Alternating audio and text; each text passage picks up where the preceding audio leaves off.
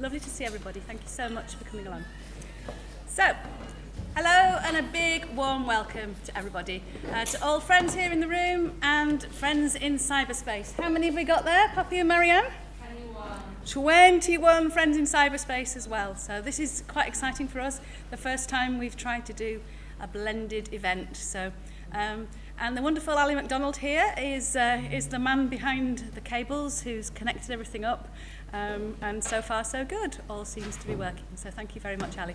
Ali is also a filmmaker, Curl U Films, and is part of the local cinema society as well, who've loaned us the gear, so great stuff, thank you very much.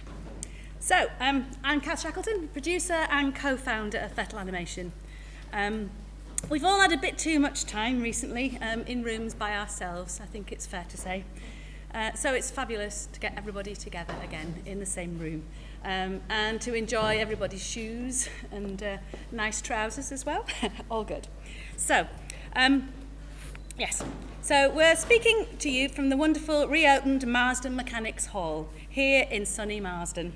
It's a community-owned space in the heart of our village, which has just got some major new lottery funding, thanks to the dedication of a lot of hard-working volunteers. Community spirit runs deep here in the DNA of Marsden, and we're proud to be associated with this historic building and all that happens here. There's a public library in this building too, supported by a team of awesome volunteers. The Friends of Marsden Library work tirelessly to keep the library open and to engage hearts and minds. Thank you to those who've donated to the Friends of Marsden Library already, and the guys on the desk here can take any donations that you'd also like to give tonight as well. So the building was set up as a mechanics institute to educate the mill workers. And here at Fettle Animation, we like to think that we're doing our bit in the digital world to help to educate, enlighten and entertain. We've an eclectic selection of our films and animation commissions to show you this evening, a mixture of promotional animations for a range of different organisations, some children's TV, short animated documentaries and some funny stuff. We're sure you'll find something that you'll enjoy. So it's been nearly 10 years. We set up in 2012. Goodness gracious me. It's gone in a flash. It's been a roller coaster of a ride, but we're very appreciative of all the opportunities, the support, and to each and everyone that we've worked with over the years. There's Sadie Hewitt in the house tonight, hello, who worked with us on one of our very first projects. I think there's some others out there in cyberspace as well, who Mal Hartley has been working with us, and a few others. So hello to all of our friends out there. So I'd like to introduce animation director Zane Whittingham. Want to wave? Lead animator and designer Ryan Jones. Poppy Thompson, our marketing trainee from Screen Industries Growth Network. And the lovely illustrator Marianne Else, who made the graphic for this evening, who joins us from the government Kickstart scheme. So we're going to show our films in little short clusters and introduce in between. And again, there'll be a short interval halfway through to refill your glasses. So, on with the first set of films. So our first films that we're showing you were made in days that weren't HD. Can you imagine that? Standard definition films. Children's TV wasn't in HD when we first started. So there might be a little few crackles in some of the films.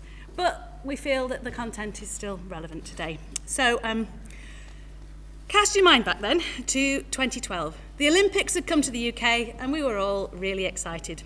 Zane set himself a personal animation athlete challenge to see how many animations he could make in just 2 weeks. Spooky Sport was a set of 8 animations which brought to life his own rather absurd brand of humour. We put it out daily during the Olympics. We're also going to show a set of idents made for children's ITV, and these were shown between the programmes on children's ITV all year long. Our daughter, then quite little, was very excited. She'd run up and down the stairs going, "Dad, you're on the telly again!" which was quite a thrill. So throughout the evening, you'll also see some jokes called Little Jokers, and we asked local kids to come and record their favourite jokes. Make no apologies for how corny some of them are, but it's so lovely to hear the kids and their voices. And we also, so Ryan designed them, and young animation graduates on placement with us helped to animate them. We're also showing our first official commission from a local group, Marsden and Slough Transition Towns, which promoted warmer homes as part of what was then the Green Deal. The animation was written and voiced by local storyteller Susanna Mees, and with the inimitable voice of Micron Theatre's Pete Toon. So it's quite good fun. And there's also a cameo appearance from the hands of Rosie Fuller, an artist and animator who worked with us in those early years. The values of the group, Marsden and Slough Transition Towns, have strongly influenced us, and with COP26 happening in Glasgow this week, green issues are very much on our mind. The last piece is rather more hard-hitting. We met a former child soldier when we were working with the wonderful Kim Strickson, then with Kirklees Council. This former child soldier had experienced more horror in his short life than many others have across their entire lifetimes. We told his story, we were really inspired by his positivity and wish him well with his onward journey. We learnt a lot from making this and have continued to work with Kim and her network to bring refugee stories to the screen. But to begin with, we asked a lot of our friends why we call ourselves Fettle. We like the word because it means different things to different people. So all the way through the evening, we've got some of the answers that our friends came up with. So hopefully they will amuse. So I'm going to go back behind the desk now and fiddle with technology for a moment and get the first set of films going. So thank you.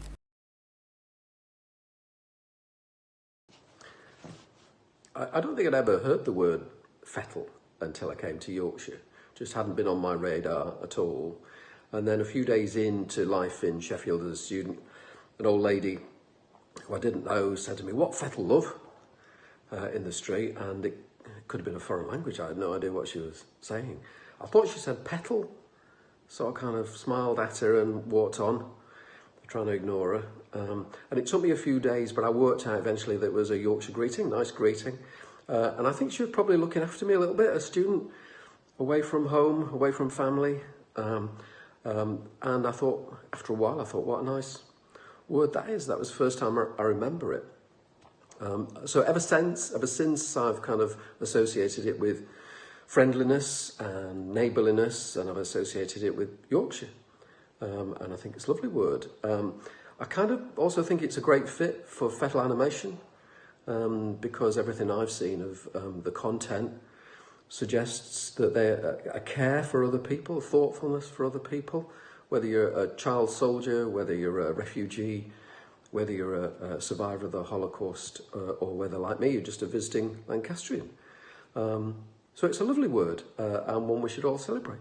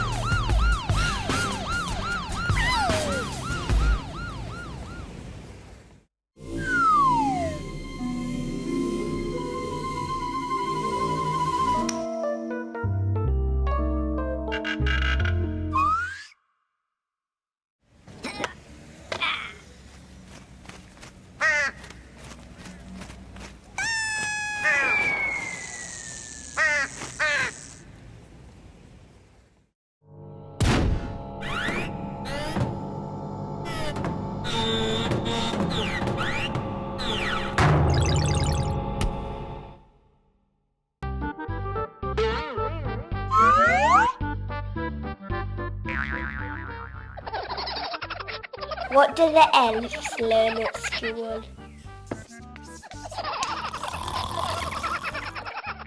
The alphabet.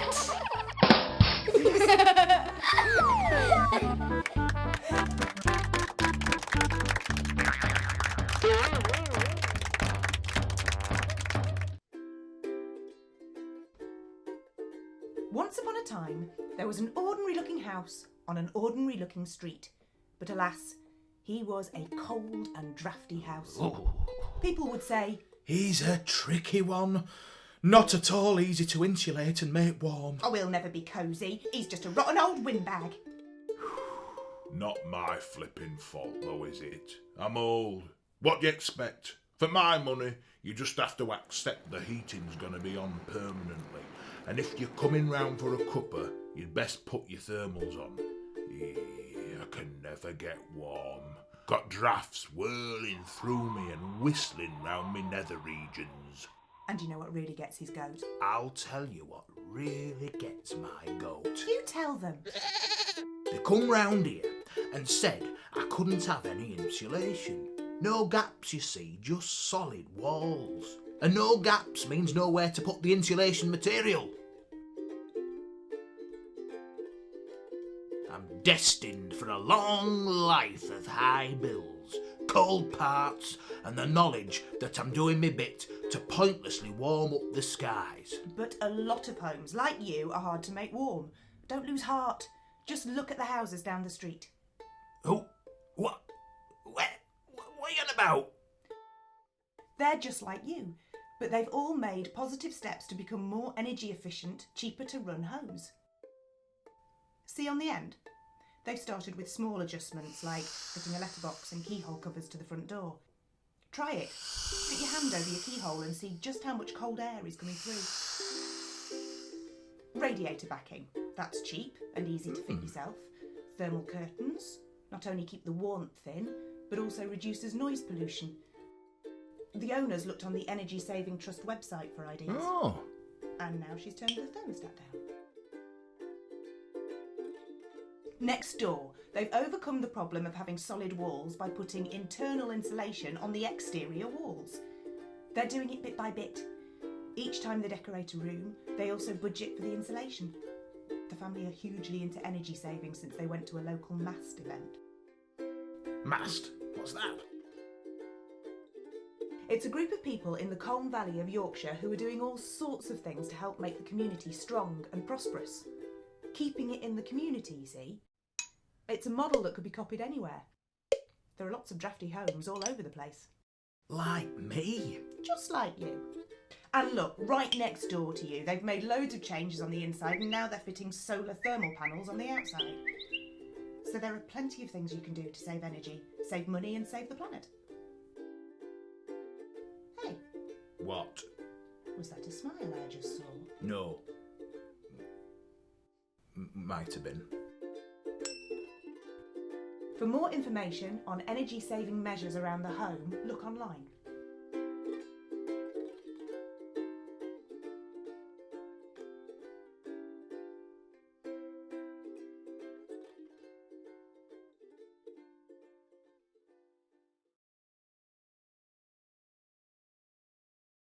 My name's Dilly. I'm 25 years old and I'm a refugee living in Huddersfield.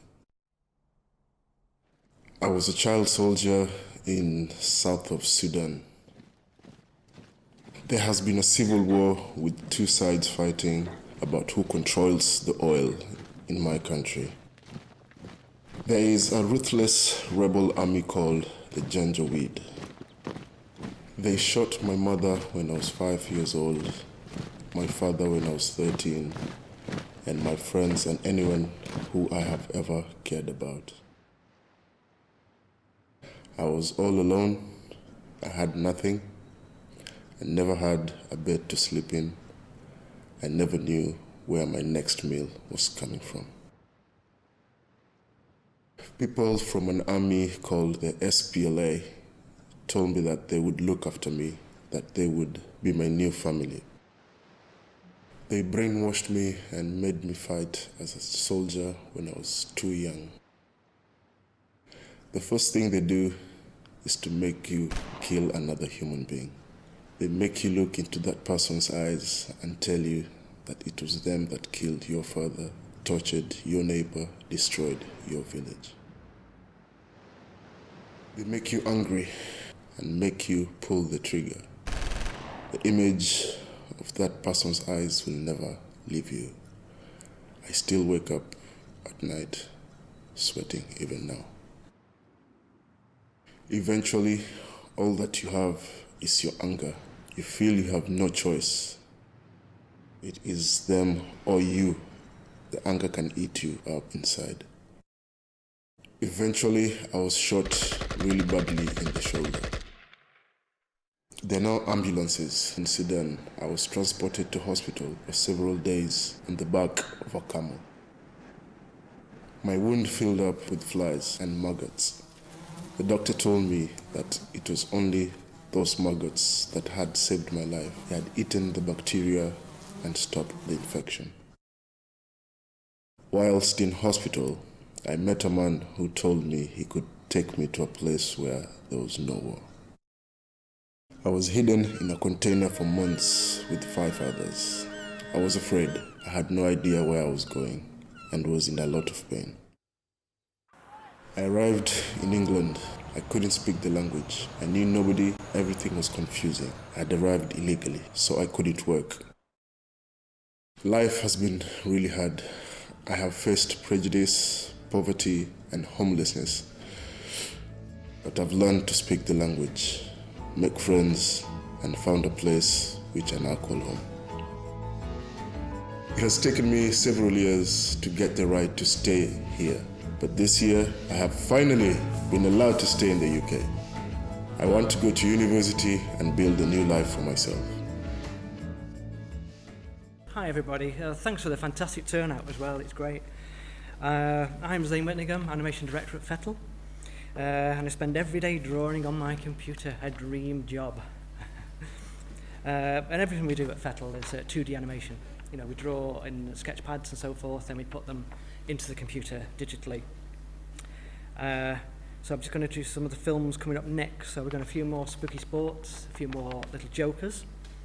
Then we're going to go into children's ITV things we did called Share a Story, which is a national competition for young children. And they wrote a short story lasting about a minute.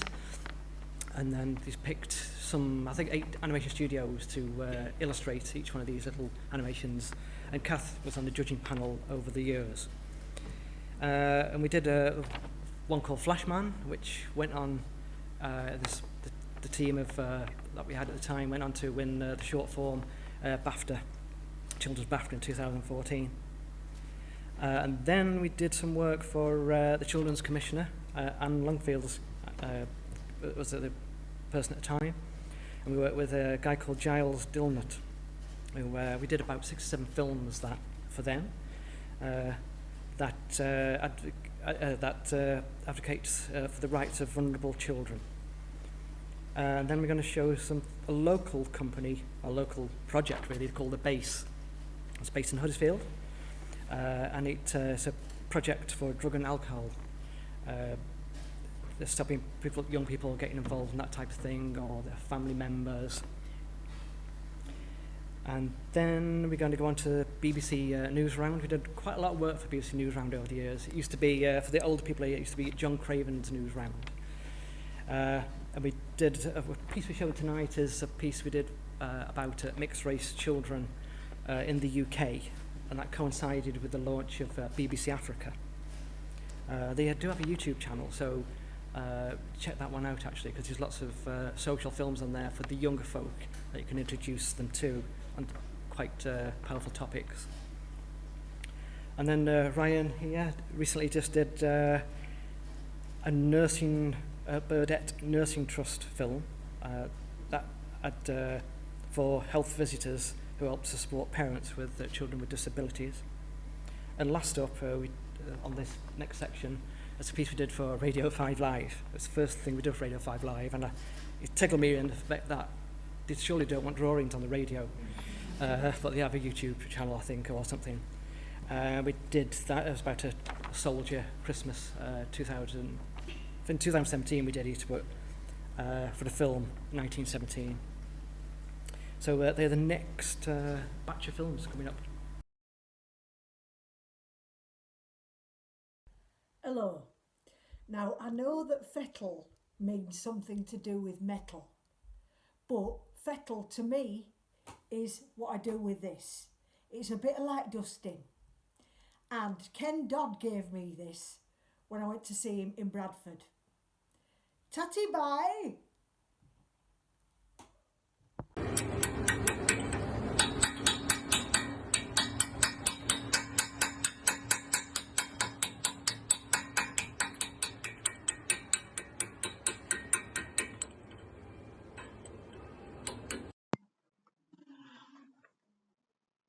never fettled in the land where I grew. Whether I fettled or not, I never knew.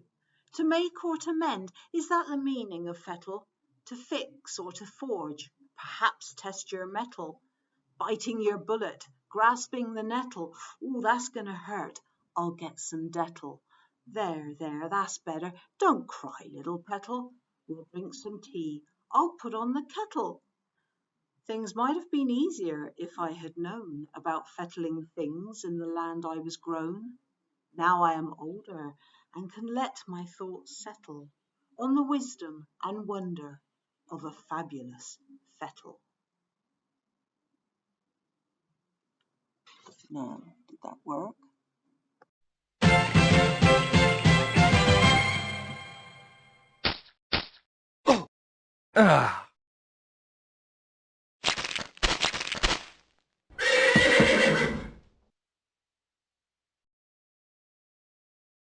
The story I want to share is about Flashman! One afternoon, Flashman was on his way home saving the world when he saw Miss Guinevere's kitten stuck up a tree, so he stopped to rescue it. But as he was flying the kitten home, it started playing with the loose thread on his super suit. The more the kitten played, the more the super suit unravelled until he's flying through the air without his underwear. Flashman was so embarrassed that he was naked that he flew away and hid. Criminals went wild. Miss Guinevere felt so bad that she made Flashman a brand new super suit with underwear on the outside just in case. Flashman put it on and the world was safe once again. And that is the reason that all superheroes now wear their pants on the outside. The story I want to share is about my magic football. I have a magic football. I can do lots of cool tricks with awesome skills. I can score a goal from anywhere, even the moon. Houston, we have a magic football. It's match day, and I can't find my magic football anywhere. Aha! Let's see them win now. Players from the other team have taken it. The match begins, but I'm scared to play without my magic ball. I have the ball, and I start to run towards the goal. I close my eyes and believe in myself. Kick very hard and score a goal. It turns out I didn't need a magic ball when I have a magic foot.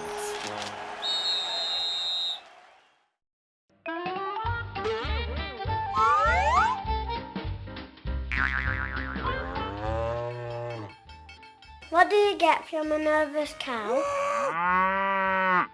Milkshakes.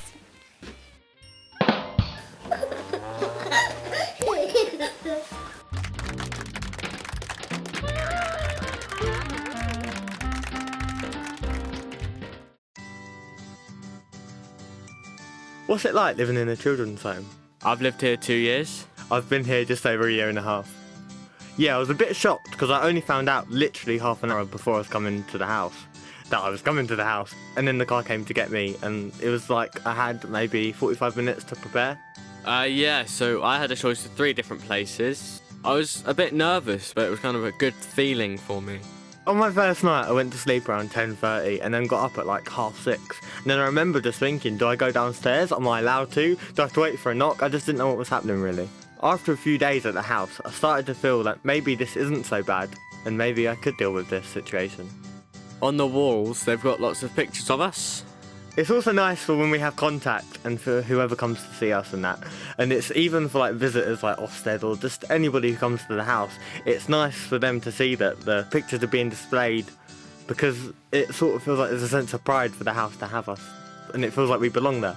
Yeah, it definitely makes us feel like we're part of the home and it's not temporary. And it makes us feel like we live here and it's actually our home and a place we can actually call home.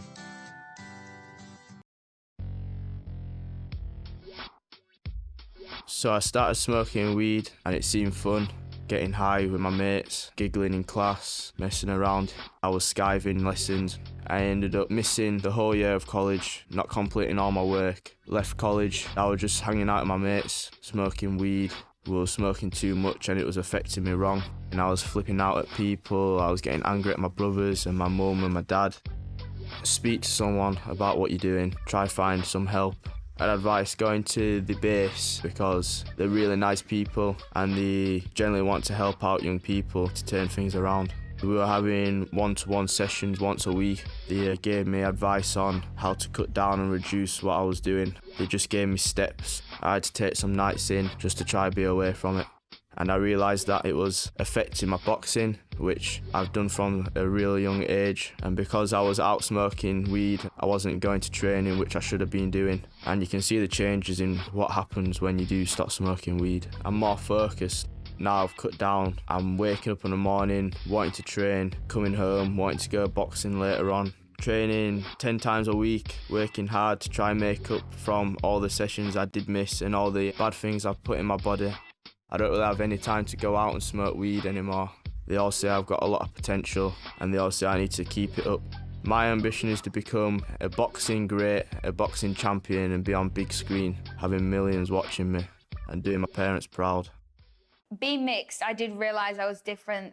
For example, at the age of 7, it was a PE day, a normal day. I had my hair down and it was drying at its full capacity. It was very big. We got changed in the cloakroom. Everybody was excited to do PE, so was I. Some girls had their hair down, some had earrings in, some had it up. And I remember being asked by a teacher, "Can you tie your hair up, please, Tilly?" So the teacher gave me a very, very tiny hairband. I just remember saying, "I can't do that." So I then got in trouble not being able to tie my hair up and having to miss PE, which was one of my favourite lessons, and have to sit on a hill and watch everyone else play PE like I'd done something wrong, like I was bad for having big hair and feeling really, really sad. I remember being at primary school and having another friend that was mixed race and her being a slightly darker skin tone to me and constantly having to justify that I'm mixed race too. People wouldn't believe me, and it still happens now. My complexion is naturally quite lighter anyway. Everyone comes in different skin tones.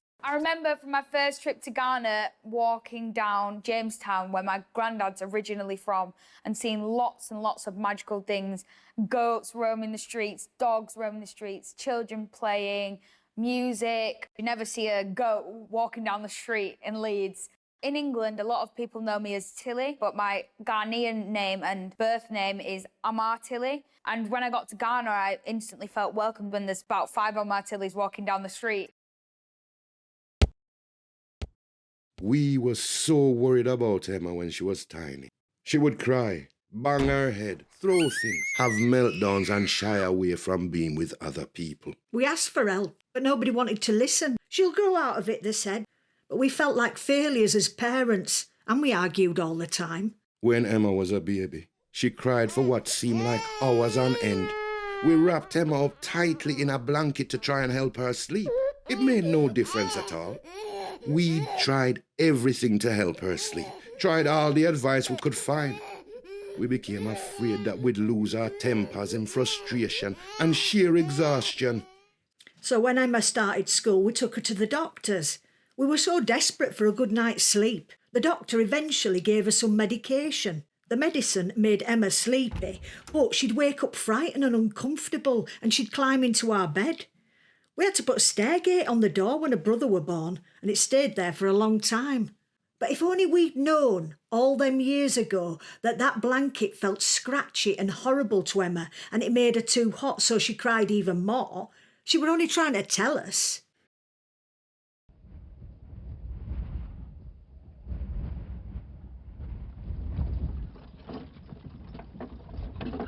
On December the 23rd, we went back into action.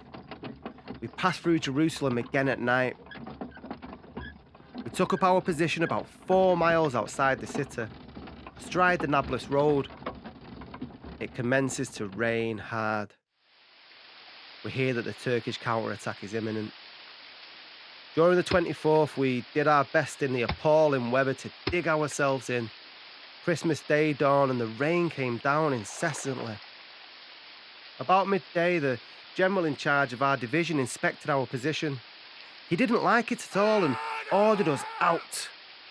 We were, he said, too vulnerable. We were to take up a position some 800 yards further back. The rain persisted with a piercing cold wind. Those 6 guns had to be manhandled out of the mud and onto the road before the teams could hook up and take them away. Drenched to the skin, cold and almost exhausted, our guns were eventually in position, and we looked on in vain for a dry spot to rest. Somebody somehow managed to brew some tea. The CO ordered a rum ration.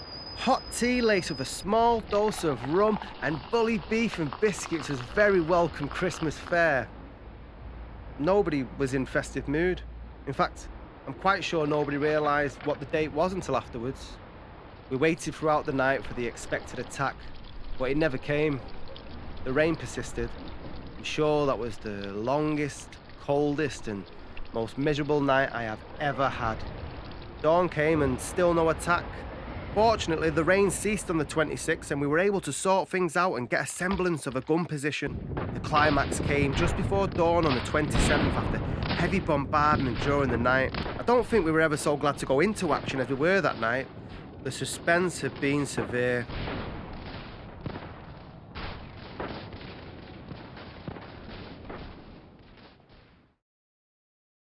I'm just going to say I'm quite disappointed Ken Dodd's tickling stick isn't here, but we'll move on. But anyway, I'm Ryan Jones. I've been part of Fettle since 2013 when I graduated from university. I know, I don't look old enough. Since then, I've gone from being a trainee to animator and designer to art director, lead animator, and everything in between. And I've had the honour of working on a wide variety of projects. The first of which was Flashman, which you've just seen there.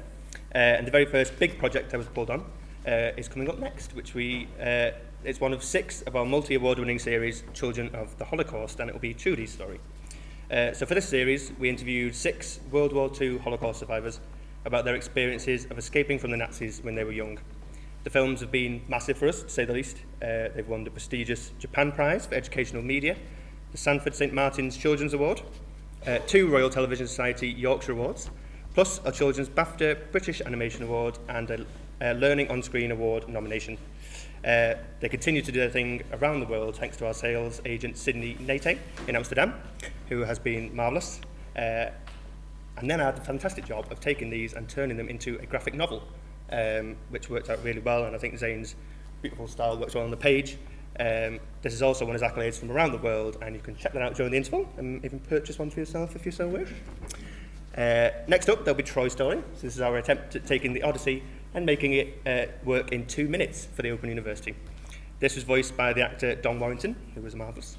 And we worked with an amazing team of academics at the OU on this to boil down the essence of these stories with writer Rick Goodwin, who was fabulous as always. This was given to me to be let loose on, to animate and design and direct, and it even won us a Royal Television Society Yorkshire Award, which is marvellous. Then I went on to design and art direct a set of 20 BBC bite-sized animations for 5 to 7-year-olds, and these were based on famous people in history, which was a huge undertaking for us all, to say the least, but we're really pleased with how they all turned out. And they're still doing great things to support learning across the curriculum. They were written again by Rick Goodwin and the fabulous Jane Kirkham. Then to end, we'll have a bit of a music video, to give a bit of an earworm to take into the interval. So for this one, Zane worked with Edward Lee from Magnetic North Melodies, the band Heavy Ball, and live action director Samir Patel to make a glorious cover version of Bronski Beats Small Town Boy. Zane made wonderful animated avatars of each of the band members, and we had a great time doing this, and it even toured the country with the British Animation Awards Public Choice Awards. So yeah, I'm going to keep quiet now and let you enjoy.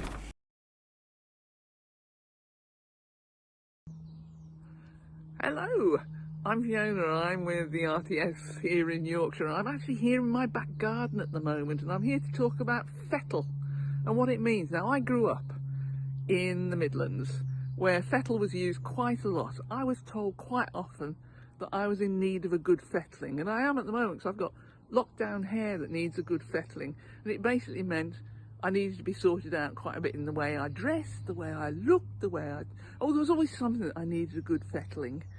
I've no idea what it actually really means, but I just knew that it was something that needed to be done to you every now and again, or to something. Something needed a good fettling, right? This garden needs a good fettling, or, oh God, I've got to get into the kitchen, that needs a good fettling. But then you had that moment when everything was in fine fettle. That meant things were really, really good. Everything was absolutely fine and no fettling was needed. And that's what fettling is for me. I'm in fine fettle at the moment, despite my hair needing a good fettling. And that's always the way. So that's what fettle means to me. Take care. Bye. Well, fettle means like the forelock of the horse, which has some hair coming down in front of its eyes. I would feel I would like to stroke it and talk to it, which is just what we're doing now, and appreciate that the horse itself has a relationship to man. Without the horse, I don't think we would be where we are today. Although, of course, on the whole, the horse today is just used for pleasure, for riding, or for horse racing, which I'm not sure whether I'm quite sure about horse racing, but certainly for pleasure.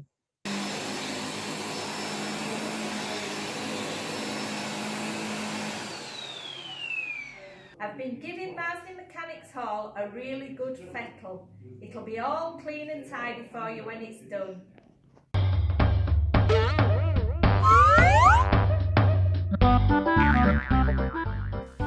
Doctor, I feel like a pack of cards.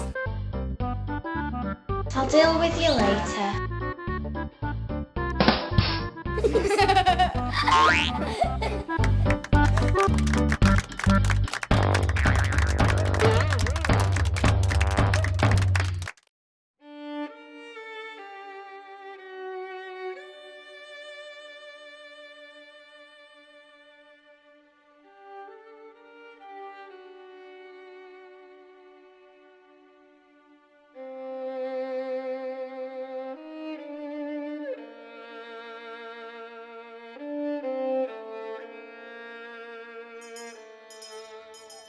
Back in my school days, around 1938, I have a wonderful photograph, a class photograph of all of us here. It's something which is a great pleasure to look at, but also extremely sad, because unfortunately the Germans killed many, many children. 1.5 million innocent children were killed during the Holocaust. Why should innocent people, just because they were Jewish, be killed for no reason at all? And I look at these faces. I don't know who survived and who didn't. I only know that I survived.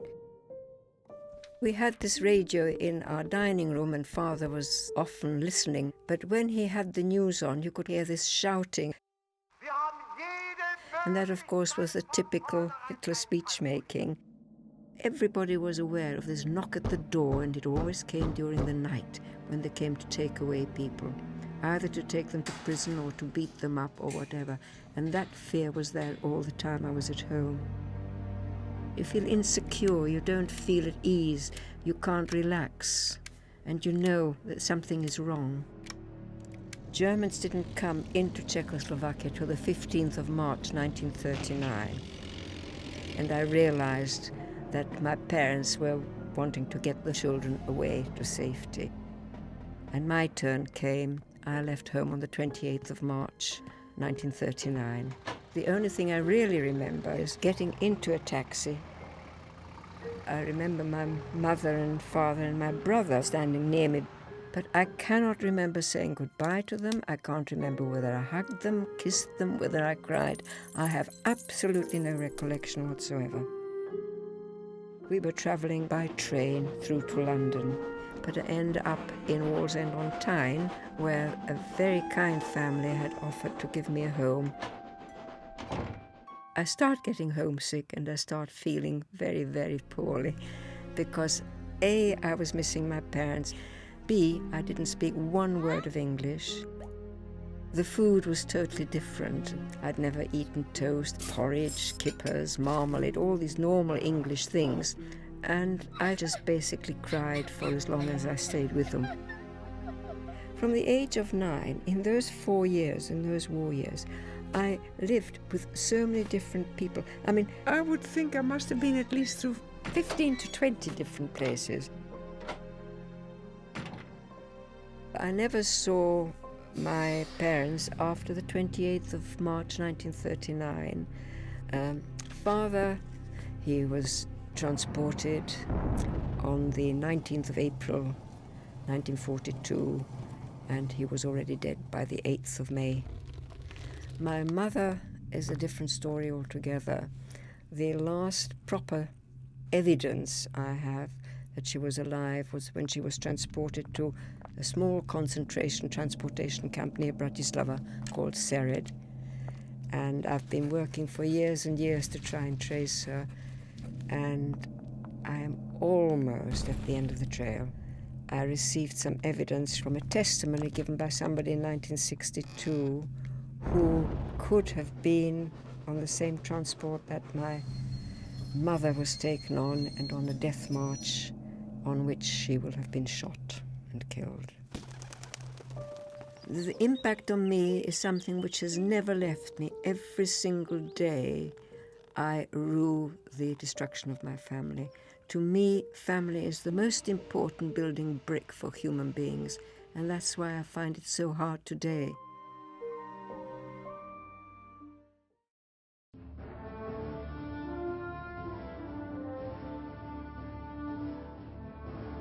Our tale, the Odyssey, starts with a nymph, a king, and the aftermath of war at Troy.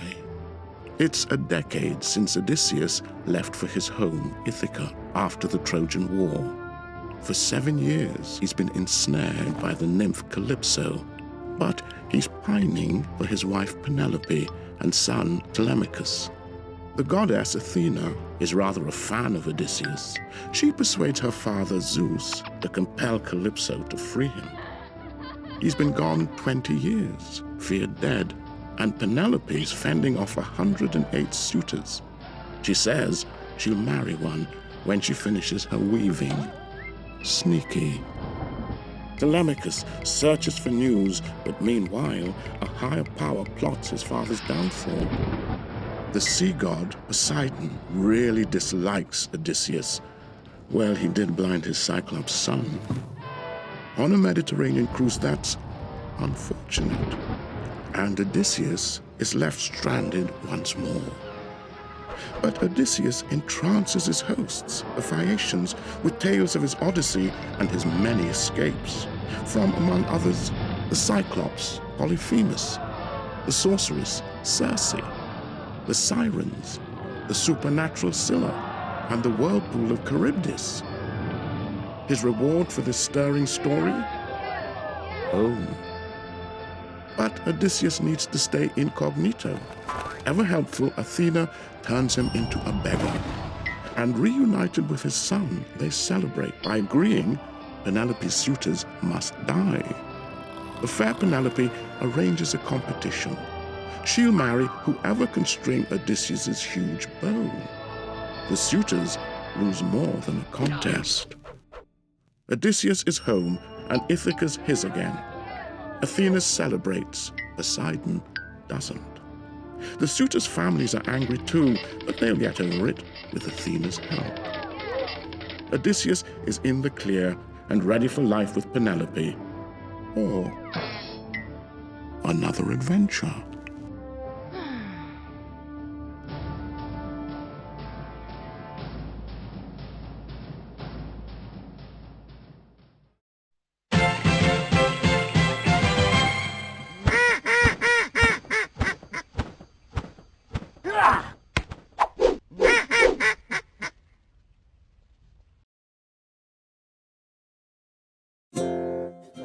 Henry VIII.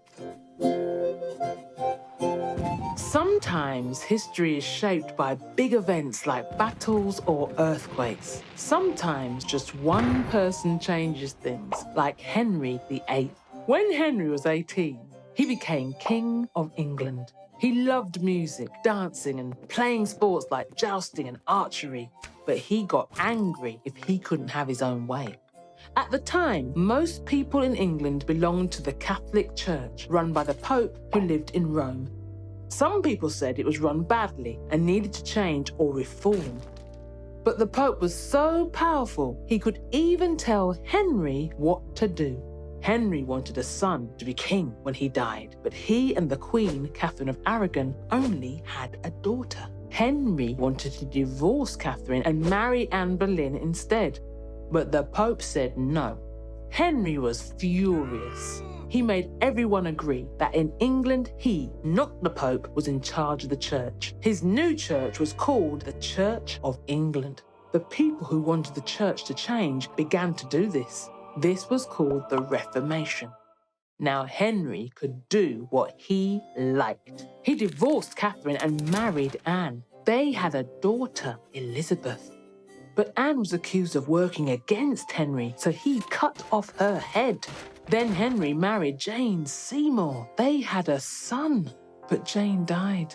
Henry then married Anne of Cleves. He didn't like Anne, so he divorced her. Next, he married Catherine Howard, but he cut off her head too. Finally, he married Catherine Parr, but he was old now and died.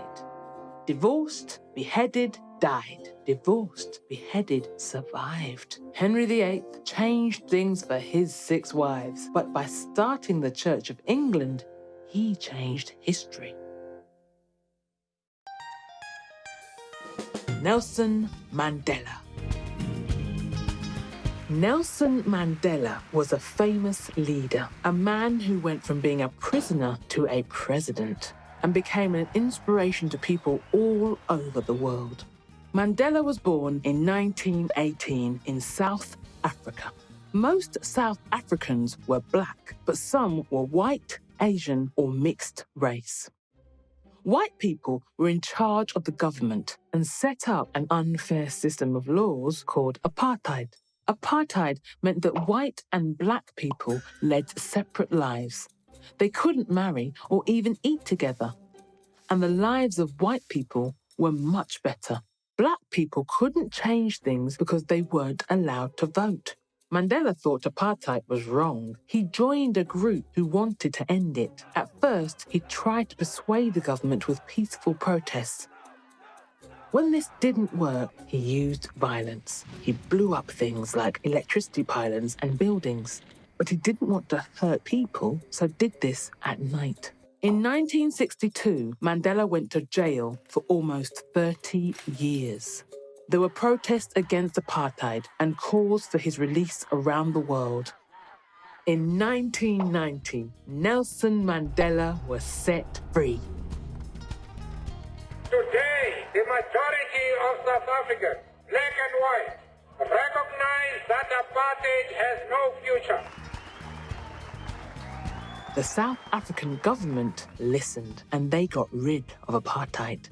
When he left prison, he was not angry. Instead, he worked to bring peace and friendship between white and black people.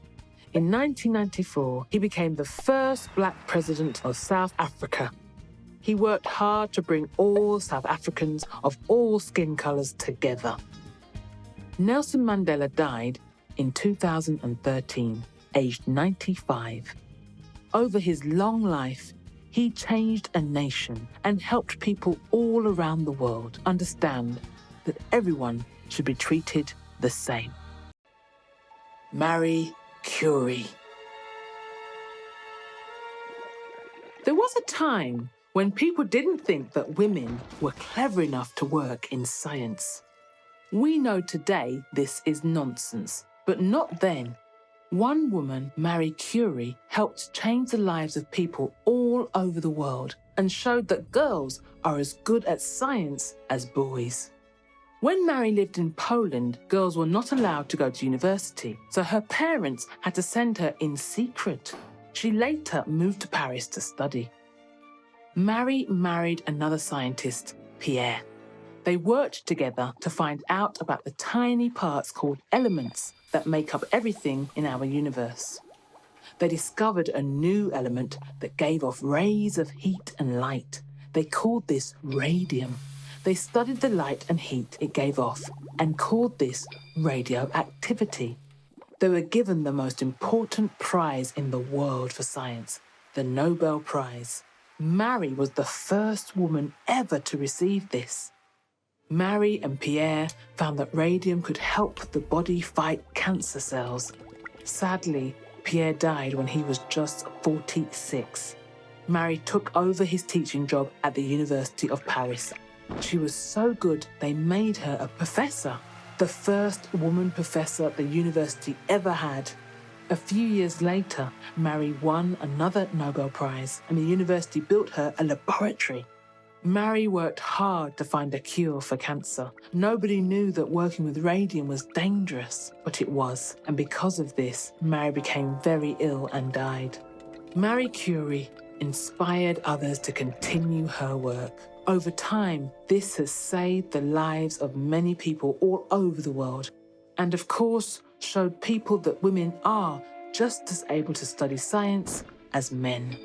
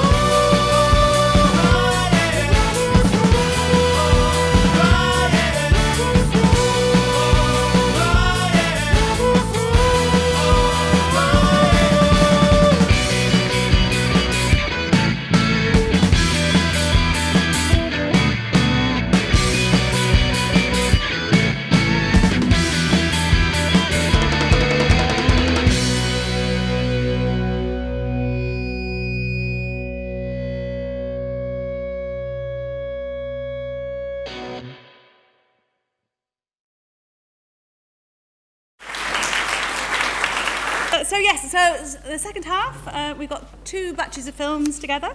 We're going to show you a bit of our awesome animals, which is a kids series idea that we pitched at Cartoon Forum. And our trailer is voiced by comedian Justin Morehouse, who's actually playing here at the Marsden Mechanics in a few weeks' time. We developed this a little bit with BBC Natural History Unit and BBC Worldwide, but the children's TV series hasn't yet happened. And we've been taking this into augmented reality with the University of York XR stories.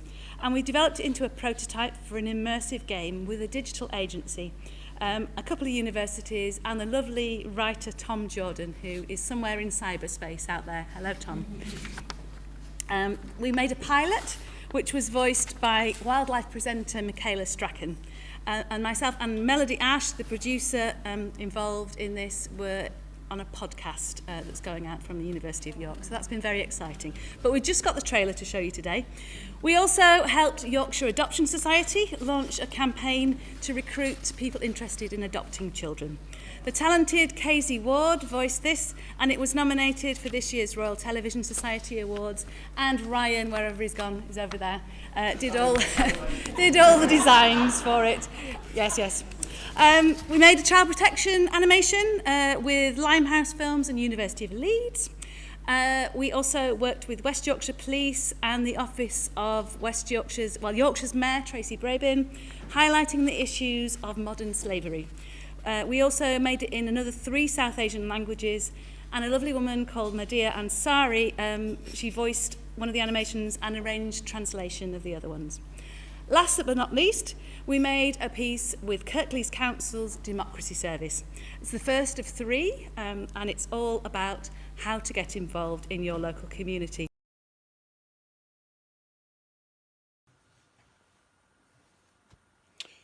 Fettle belongs in the same part of the dictionary as Zen and mindfulness. It is an activity, but somehow it engages with a deep part of the mind. A good example is motorcycle maintenance. It really absorbs your whole being, and get it wrong and there's going to be tears or worse. My favourite fettle, though, is fire lighting. You can't just light a fire.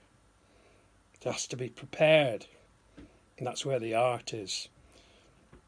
Clearing out the grate, selecting the right kindling and laying it in exactly the right way to ensure a smooth flow of air through it, a good draft.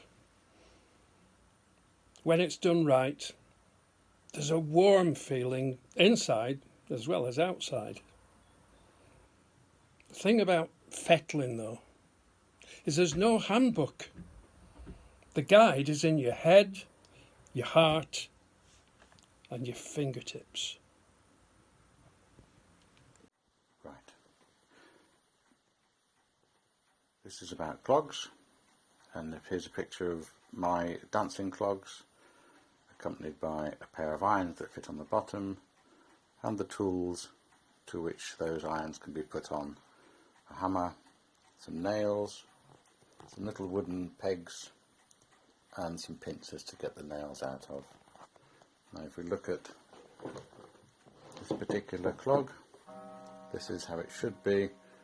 Front irons, back irons on, whereas this clog has suffered an accident and the front iron has come off.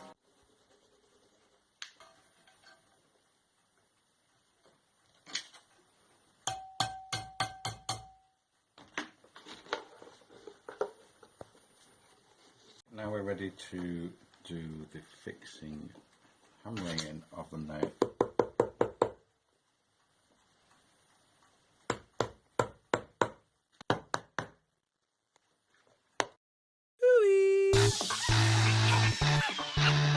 Awesome! Wow! Oh! Yum!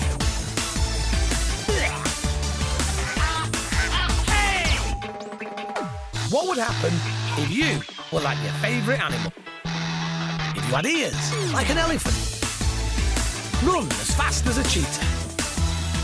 Hang upside down in the dark, like a bat. Swim as deep as a whale. Awesome animals. Hey up, my name's Maya, and this is my little brother, George. Welcome to our home where we live with our mum, dad, and Holly, our dog. When I was 4, my brother was 2, and my mum and dad adopted us. This makes us very special because it means that we have 2 families, our mum and dad and our birth family. My mum and dad make sure that we feel safe and loved no matter what. They always put me and George first before anything else. They make time for me, which means plenty of time for play. My favourite game is hide and seek, although my dad isn't very good at it. To adopt me and George, my mum and dad have to have something called an assessment to check that they were the right mum and dad for us. Then a person called a social worker worked with them to check that their house was safe with enough room for us to play and relax in. I love it when Grandpa and Grandma call around for tea. Mum and Dad says it's really important to have people around you when you adopt. People that have always been there for them and that they can trust if anything was to happen. We all need a helping hand sometimes. Creating memories is very important for me and George. Everything that we do together gets put in my life storybook. Oh look, this is from our holiday in Scarborough. Holly accidentally knocked the ice cream all over George. It was so funny. I love football. My favourite team is Leeds United and I play for my local team. My mum and dad are fit and healthy, which is good because I have loads of energy. My mum and dad are amazing. Are you ready to make space in your life for a child like me?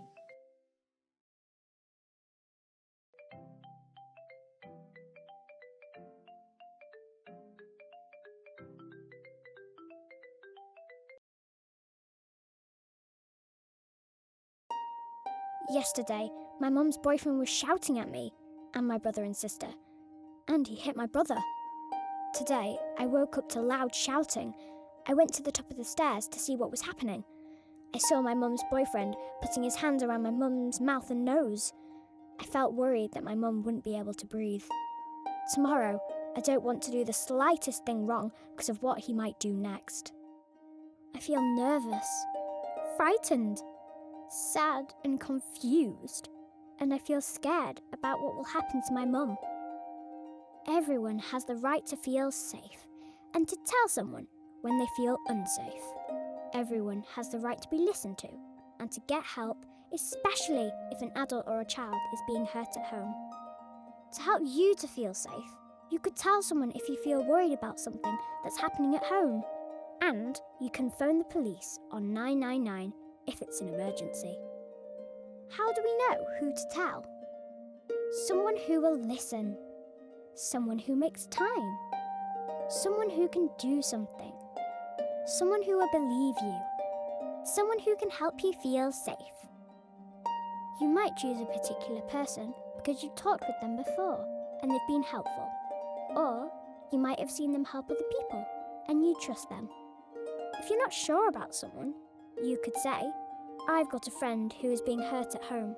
What do you think they could do? Then see what they say. This might be your mum, dad, older sister or brother, someone at school, grandparent, a friend or a friend's parent, or a neighbour. Sometimes it's helpful to talk with a teddy or a pet. Or you can phone Childline or 999 if it's an emergency. Who would you choose? If someone is being hurt at home, it's important to tell someone. You have the right to feel safe, the right to tell someone, and the right to be listened to. It's really important to keep trying until someone listens to you and helps you feel safe.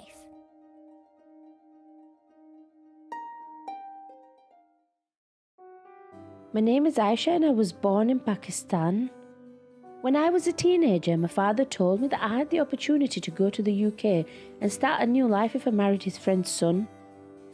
I was so excited, my head was spinning full of dreams about my new life in the UK. They sorted out my visa and I started counting down the days until I left Pakistan. I'd never been on an aeroplane before. When I arrived in my new home, I was greeted so warmly. My head was spinning. Every day was an adventure. We had a couple of visits from a woman who worked for the government to make sure that I was settled. 3 months went by until things started to change. They called me names. They took away my phone. I felt totally worthless. I didn't have my own room anymore, just a blanket. The floor was cold and hard. My husband and his family demanded that I cooked, cleaned and cared for his elderly relatives and younger nephews. I was exhausted. Sometimes I said no, but they would kick me and told me I was their property. I wasn't allowed to eat with the rest of the family. They gave me some leftovers once a day. The hunger pains would keep me up at night. My body was frail and exhausted. This was not the life that I had imagined. I dreamed about life back at home. I didn't want to bring shame on my family. I was told I'd be sent back to Pakistan if I didn't do what they said. My husband often reminded me I was lucky to have a roof over my head. I was scared I'd be arrested if I ran away. After all, my husband controlled my visa. That's what they all told me. One of my husband's cousins came to our house one afternoon and offered me some food. My mother-in-law was not happy. Shortly after, a woman with a name badge came to see us. My husband was very angry. He spoke on behalf of me, but she took me out of the house and listened to my story. I could finally breathe. She helped me move into a new house. I had my own room again. I was safe and free. I've not seen my husband and his family since. I was told that what they did to me was illegal. They controlled me, my sleeping, my eating, and my visa. Things are better for me now. I made friends with other women who've experienced the same, so I'm quite hopeful for my future.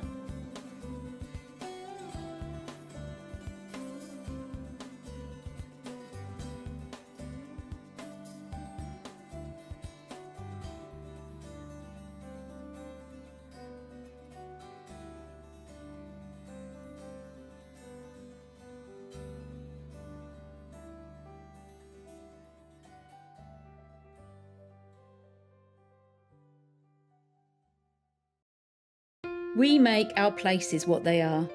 What if everyone was able to take part in making the places where we live, work and play better? What would that feel like? What would we think, know and do to make it happen? We want to live in places where we take pride in improving our area and feel inspired to take part because we believe that is worthwhile. Where we have the confidence to get involved and tackle local issues ourselves. Where we feel included, respected and listened to. Where we feel connected to others and really get to know people. We stop and talk. We'll go out of our way for our neighbours. So, how do we make this happen? We do things together. Turn up in all weathers. Celebrate what we're achieving. We have safe, welcoming spaces where people can have conversations and make decisions. We make room for each other to get involved. When we want to act, we know where to go for information and who to ask for advice.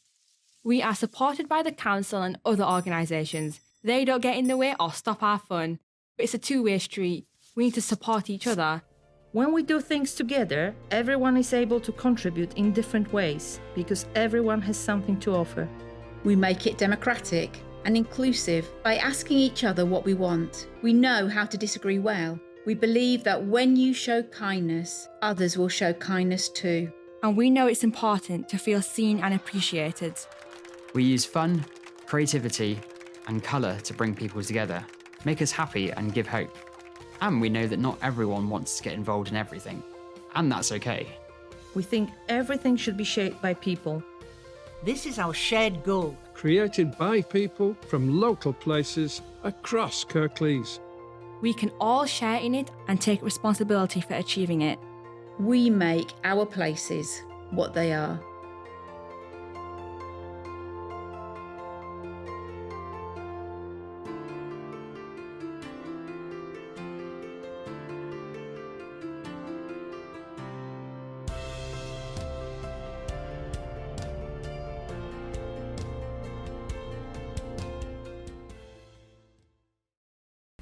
So next up, we made a set of animations for BBC Learning.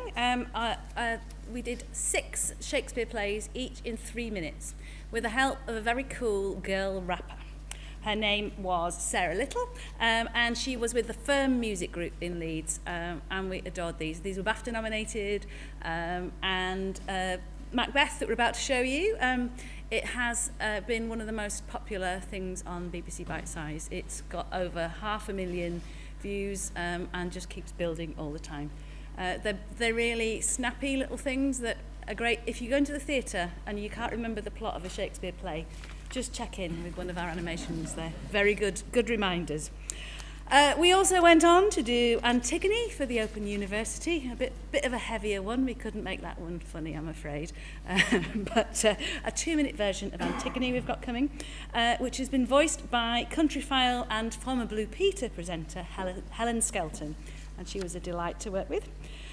We also did more stuff for the Open University. We did a set of animations to get people interested in science, and Ryan had great fun chopping up photos to make animation, and they're a good giggle. So, and the Open University staff made very fun lines out of their science stuff.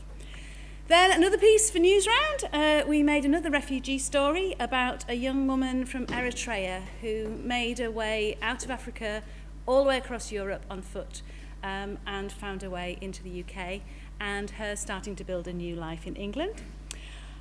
We then made another piece for Digital Enterprise in Barnsley, voiced by the gorgeous Mr. Ian McMillan, who is just wonderful. He has a really lovely voice. And that was for a financial management company called Lifetime FM. And we worked with Digital Enterprise over in Barnsley. And Jane, I think you helped us to get that gig. Thank you very much. And musician Matthew Oglesby wrote the music for that one. And I think you can really hear the difference when there's proper composers involved in pieces as well. And then we'll end with another earworm. A wonderful piece of music by Nat Johnson called Dog. And Laura Tattersfield, I believe you're somewhere out there in cyberspace. You were very much involved in this one, and Ryan and a lovely woman called Oana who worked with us. And this was after Children of the Holocaust, and we let the trainees, who were far beyond trainees at that point, get on with it.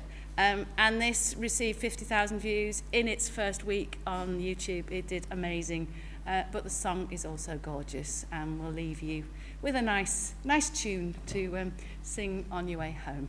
So without further ado, onwards with the last lot. I was working at the kitchen table at the weekend, making some really small adjustments to something to make it work really well. And my son came in and said, "Are you fettling that, Dad?" So there you go, the word fettle in everyday language, meaning making small adjustments to make something work well, really perfect. And that sums up Fettle Animation for you. How am I today? Well, to be honest, I'm fair fettling. Anyway, quite relaxed, quite calm. Hopefully things will be good. So, don't get too fettled, be fair fettled. Every involved I fettle the green man. That means cleaning him up, mending anything that needs mending, but most importantly, giving him fresh greenery. He has fresh greenery on the morning of the Imbolc Festival. He has a new moustache and beard, of whatever style I decide he's going to have that year, and new hair, sometimes a cloak, and of course, a green crown. Revenge and murder, it's like the worst horror film you've heard of. Madness, fights and tons of blood. Yo, listen up, the tale of a killer has begun. Macbeth meets 3 witches who'll make a prediction. Tell him one day he'll be king of all of Scotland. Lady Macbeth, his partner in crime, kinda likes this idea and encourages him. Persuades him to invite King Duncan for a feast. But then they're planning on stabbing him while he sleeps. Immediately after the deed is done, Macbeth freaks out, his dagger's streaming with blood. Lady Macbeth Well, she keeps it together, covers up the murder and plants the weapon. Macbeth panics, the king's servants might talk, so he kills them both to be quite sure. I murdered, I killed to take the king's crown. Now I struggle with the guilt that weighs the thing down. Hubble and bubble, their cauldron brews. I should've never listened to the witch's crew. I murdered, I killed to take the king's crown. Now I struggle with the guilt that weighs the thing down. Hubble and bubble, their cauldron brews. I should've never ever listened to the witch's crew. Macbeth is crowned the king of Scots, but round about then he starts to lose the plot. Taking out his rivals one by one, he kills his friend Banquo. Oh no, what has he done? At a feast, Banquo's ghost appears to torture Macbeth and play on his fears. Scared to the witches, Macbeth returns, but they're weird and they're creepy and it makes him worse.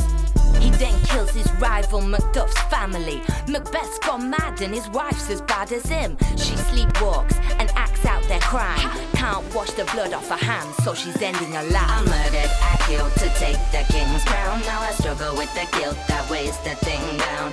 Hubble and bubble, their cauldron brews. I should've never listened to the witch's crew. I murdered, I killed to take the king's crown. Now I struggle with the guilt that weighs the thing down. Hubble and bubble, their cauldron brews. I should've never ever listened to the witch's crew. Macduff is back for revenge with Malcolm, the son of King Duncan. Remember, he's dead. They brought an army ready to fight Macbeth, take his crown and end his life. Macbeth stays chilled, thinks he can't be killed. He's like, the witches told me some stuff. I can't be harmed by any man or woman born, so you might as well both give up. But the tricky little witches forgot to mention Macduff was born by caesarean section. He takes his weapon, chops off Macbeth's head. His brutal reign ends, yes, the king is dead. I murdered, I killed to take the king's crown. Now I struggle with the guilt that weighs the thing down. Hubble and bubble, their cauldron brews. I should've never listened to the witch's crew. I murdered, I killed to take the king's crown. Now I struggle with the guilt that weighs the thing down. Hubble and bubble, their cauldron brews. I should've never ever listened to the witch's crew.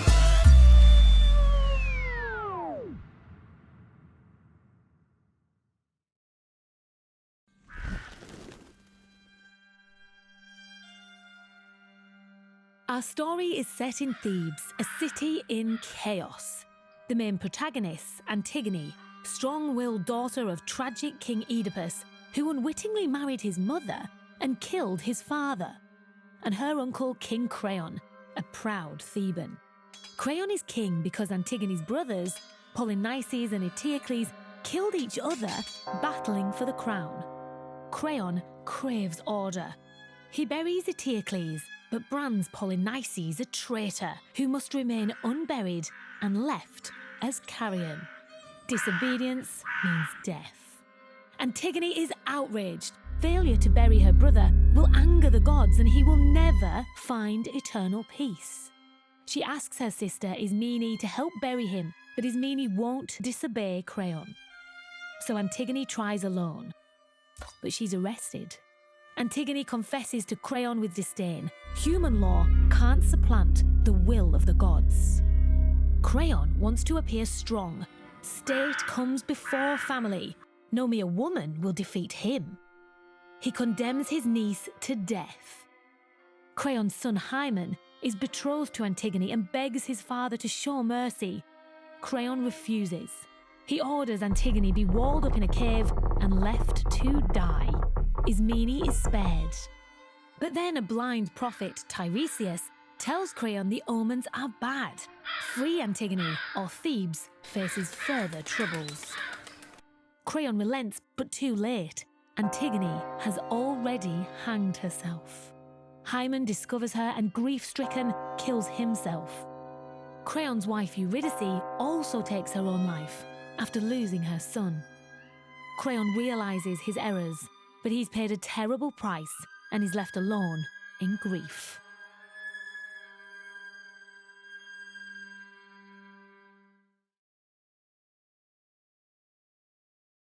I think that it's actually probably quite easy to start going into an unethical experiment, because things like, if you're interviewing participants, are you deceiving them?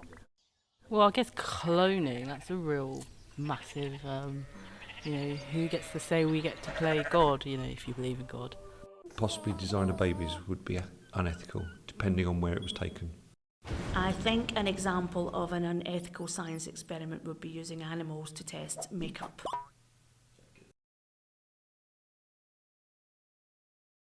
My home in Eritrea is in a small village. I've got 6 brothers and 2 sisters. From my house, I could see mountains and fields. There was no water or no school there, so I had to walk 2 hours to get to school. When I wasn't at school, I helped my mom on the farm. I would get the water and I would chop the wood. My dad, he's in the military. He left 5 years ago, and we don't know where he is. Life was hard in Eritrea, very hard, especially for a girl. If you're 14, you have to get married. I said I wanted to study, but they said I had to marry. I didn't know the boy who I was supposed to marry. He could be 32 or 35 years old. I had 2 choices, marry or go into the military, so I had to leave. It was about 4 o'clock when I left my home. I took nothing with me, just my clothes I was wearing. I couldn't say goodbye to my family because I knew my mom would cry. We walked for 2 days to Ethiopia. We walked through the forests. We were nervous because there was lots of hyenas all around us. We could hear them. We hid under the trees. If they got us, we would be dead. It was scary. When we got to the border, there were military. It was dark. We were quiet and we went slowly. If they caught us, they would put us in prison. We walked for 3 weeks to get from Ethiopia to Sudan, mostly through the desert. It was very hot. Most of the people with me died on that walk because they had no food or water. When I got to Sudan, I got taken to a house. It was small and there were many people there. The people from that country hated us because we were Christians. I was not allowed outside. If you went outside, then they took you and hurt you. I stayed there for 1 month. Then they put us all in a lorry. There were many people, more than 250 in the lorry. I was inside, but there was no space to sit, so I had to stand. We were not allowed to get out of the lorry, even to go to the toilet. I was in the lorry for 3 weeks. Then I arrived at a camp in Libya. If we wanted anything, we had to sign with our hands, because if you are caught talking, the people traffickers hit you or kill you. When I saw the sea, it was black. I had never seen the sea before. I was very scared. I got onto the boat with 500 people. Everyone was sick everywhere. We nearly died at one point because the water got into the boat. When we arrived in Italy, we didn't have anywhere to go. We had to sleep outside on the road. Then I got on a train and went to France, to a camp called Asbrook. Every night we tried to climb onto the lorry to get to England, and every night the police took us back. We tried many times.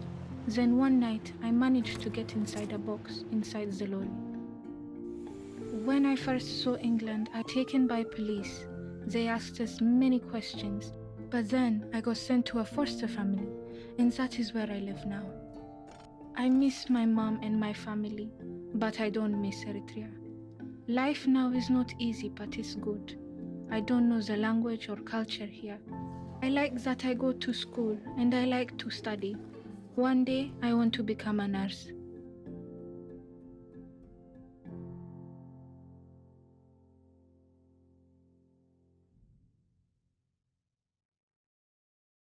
Here is a man. Let's call him Guido, because that's his name. Lived round here, wherever here is, all his life. Got a lovely lad and a gorgeous wife, that's Guido. Guido's happy. Well, most of the time he's happy. Turns the calendar, turns the page of his diary, he's happy.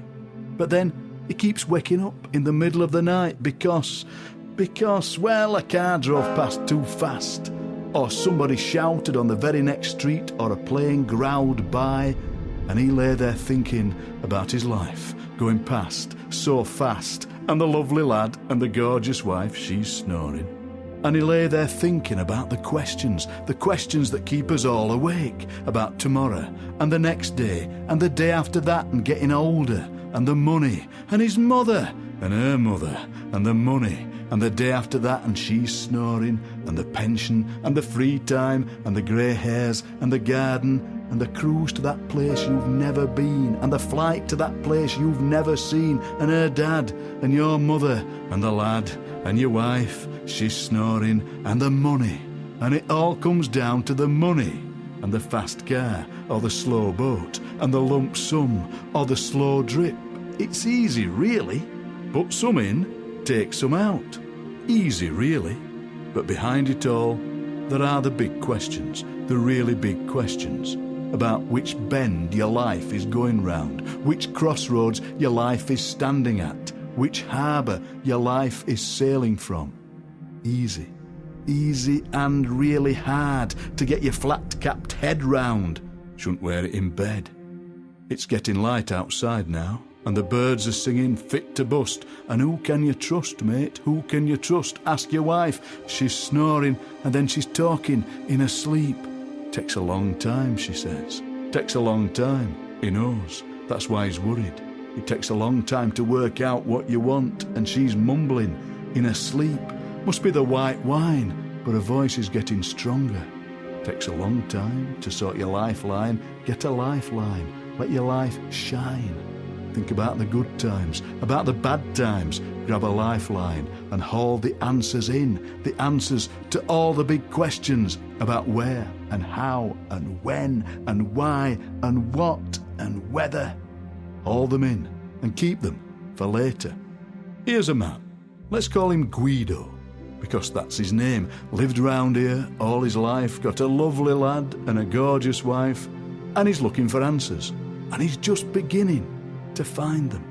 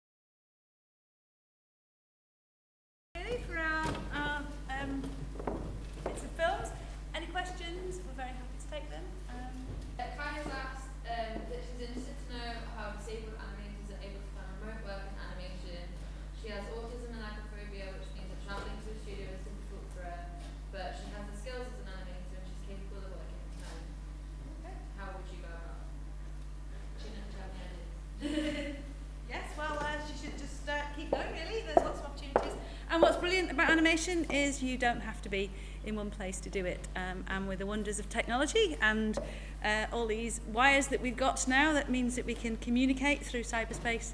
There's lots of opportunities for different people to get involved in animation. So it's a growing field. Another question?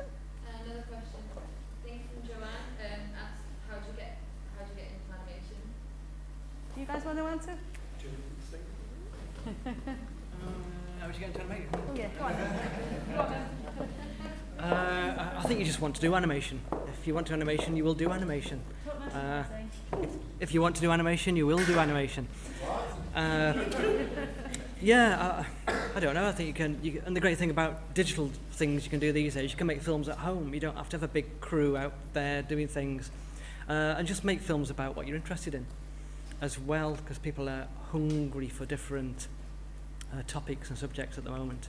So I think just try and animate them any way you can, whether you draw things or you make models. Just build your worlds, basically. I enjoyed what we've seen. I particularly like things with music in. Are nearly all of your animations available online somewhere? I'll go to that microphone, shall I? I don't know if those of you in cyberspace heard that question. Are our animations available online? Yes, they all are. So they're on our website. We're going to have a new website which will be up in the next couple of weeks. So some of the later ones will be on there. But all of our animations can be viewed on the website, apart from the ones where the clients have made us sign confidentiality, but there's not very many of those. Thank you. Another question? Yeah, Gideon. Sorry, I've got a predictable maybe, but we've got 26 going on, Climate Commission, these now. How do we use this kind of animation to get the message across? Indeed. Well, yeah. Animation, you can see the array of different subjects that animation can cover. And animation is a really good way of showing things that you can't necessarily see. It makes the intangible things visible. It can talk about thoughts and feelings. It can talk about things in the air. It can explain scientific processes. So animation is part of the toolbox of any environmentalist. I've joined the Kirklees Climate Commission as well, and I'm a climate commissioner, so I'm doing my bit with that. But there's lots of opportunities, I think, to tell all kinds of different stories and to get people thinking about new ways of doing things, new solutions to problems, new ideas, and I think animation is a great way of starting those conversations. Great.